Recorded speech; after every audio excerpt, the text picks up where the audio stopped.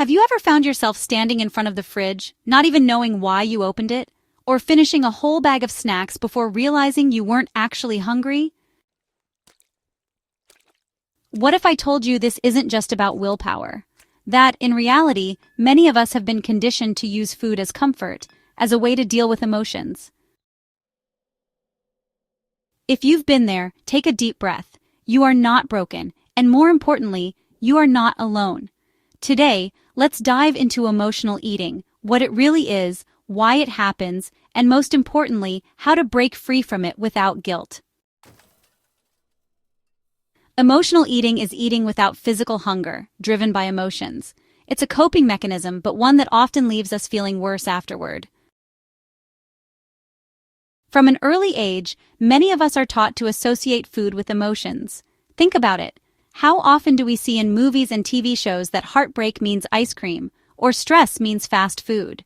These messages shape our behaviors more than we realize.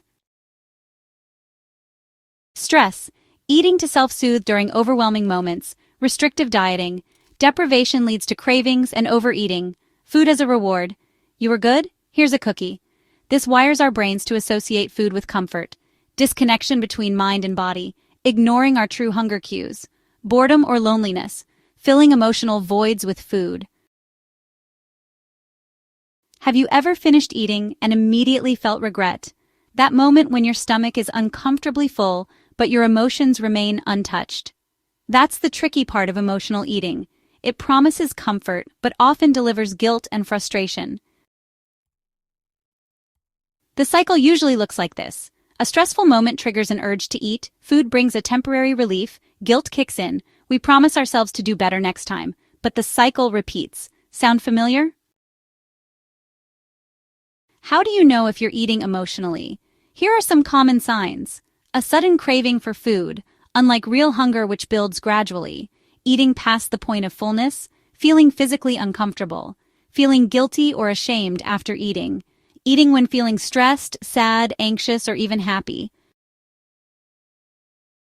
The good news? You can break free from this cycle. Here's how. Make sure you're eating enough. Skipping meals or eating too little will only set you up for binging later. Aim for balanced meals throughout the day. Practice mindful eating. Before eating, pause. Ask yourself, am I truly hungry or am I feeding an emotion? Take a few deep breaths and check in with your body. Identify your triggers. Keep a journal. Write down what was happening before you ate. Were you stressed, bored, lonely? Understanding your patterns is the first step in changing them. Find non-food coping strategies. Instead of turning to food, try going for a walk, especially helpful for stress. Practice deep breathing or guided meditation. Call a friend or journal your thoughts. Engage in creative activities like drawing, painting, or playing an instrument. Delay the urge. If you feel a sudden craving, wait 30 minutes. If you're truly hungry, the feeling will persist. If it fades, it was likely emotional. Reframe your mindset. Emotional eating isn't failure. It's just a learned habit. And the great thing about habits, they can be changed. Seek professional help if needed. If emotional eating is affecting your well-being, talking to a therapist or nutritionist can provide valuable guidance. And most importantly, be kind to yourself. If you find yourself emotionally eating, don't punish yourself. Don't restrict. Just return to your normal eating habits without guilt. Recovery is a journey, and every step forward matters. Now tell me, have you ever caught yourself emotionally eating? What helps you break the cycle? Drop your thoughts in the comments. Let's support each other. And if this resonated with you, don't forget to like this video, subscribe, and share your experience. Let's build a healthier relationship with food together.